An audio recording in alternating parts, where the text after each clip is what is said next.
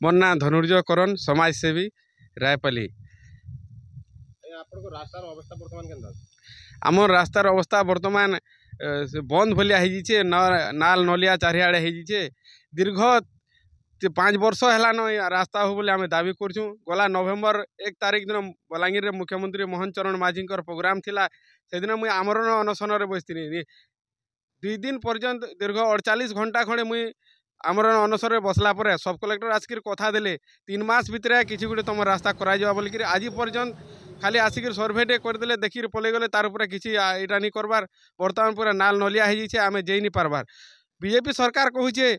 वर्ष एक आर उपलब्धि अनेक बोलिकी हेले ई प्रकार उपलब्धि होता वर्षे सरकार है एंता उपलब्धि डबल इंजिन सरकार रे सबका साथ सबका विकास बोली नारा दौन हेले एंता प्रकार विनाश होचे इन विकास तो नहीं हबार विनाश होचे। लोग के खाली भुआ बुलाऊन मैंने मीडिया रे खाली भाषण मारुछन आर यहाँ कर आम विकास कर बोले ई प्रकार ग्राउंड जीरो रे ई प्रकार विकास होची। दीर्घ 3 वर्ष हो गला एंता आम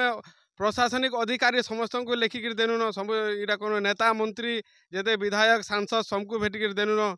किए ये एक्शन नहीं नबार। आमर स्थानीय विधायक भी ताकर बहुत अभिज्ञता अच्छे बोलिक इलेक्शन प्रचार टाइम रे लिखुले बड़ बड़ अक्षर रे जे मुई अभिज्ञ विधायक बोलिक से विधायक भी आज पर्यटन शुई पड़ीछन से तो बलांगीर भेटबार लगे गले बलांगीर भेटी भी नहीं हबार से केने रोचन जे 3-4 थर आम जी भेटबार लगे चेष्टा करूँ न केवे भेटी नहीं पार्बार से केने रोचन जे आम देखबार लगे नहीं मिलबार। जदि रास्ता नहीं कर फिर पर आम गाँ सारा समस्ते जी फिर आम अनशन बसमु जिते बेले रोड काम स्टार्ट हवा तापर अनशन उठमु। आम संतोष कुमार मिश्र रायपल्ली। आम रास्ता के लेकर तो दीर्घ 5 वर्ष है माने प्रशासन के अवगत करसु एंता कि गला नवेम्बर 1 तारिख दिन आम गाँव जड़े युवक जिलापाल कार्यालय आगे आम अनशन कर रास्ता के लेकर आम गाँव अनेक महिला जी अनशन करते तेणु आमको जिलापाल प्रतिश्रुति देते विदिन 3 मंथ्स 3 मास भितर रास्तार जेकोसी प्रकार स्टेप निया रास्ता बना किंतु दुखर कथा आज 8 मास बीतीगला बिल्कुल 1% भी इस प्रस्तुति नहीं गाँ के किए ऑफिसर आसबार नहीं रास्ता देखबार नहीं और गाँव में आम एमती प्रकार चलुचु ए रास्ता के लेकर खाली गोटे भ्रम सृष्टि हो सतत यहाँ गोटे गाँव रास्ता ना गोटे नदी ना नदी नाल जहाँद्वारा कि जिन छात्र छात्री मैंने स्कूल जाऊन अनेक लोग जीवा आसवा करुन एमती प्रकार आम चलीचु जहाँद्वारा कि आम जीवन दुर्विष हो आम देखुँ जदि आ गोटे मास टाइम दौचु वर्षा दिन चली जाए जदि किसी प्रकार प्रशासनिक प्रस्तुति नहीं हुए किसी प्रकार माने गवर्नमेंट स्टेप नहीं लिए ताहले आम आउ थे अनशन करमु जिलापाल आगे गाँव वाला सब जाकि आम अनशन करमु प्रशासन के आम बर्तमान सतर्क करूँ। सर देवगा ब्लॉक गैबल पंचायत रायपल्ली रास्ता बहुत कर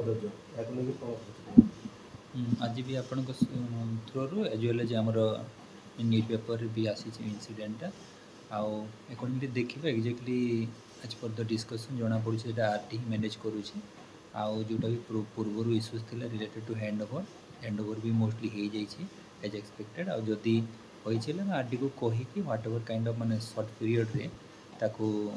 नॉर्मल मैनेजमेंट ताकर करंतु सेटा को दृष्टि देवा सहित टेंडर प्रोसेस करिकी जदि भी से करना कि कौन नहीं संगे बुझिकी आम डिटेलिंग इश्यूटा को रिजल्व कर।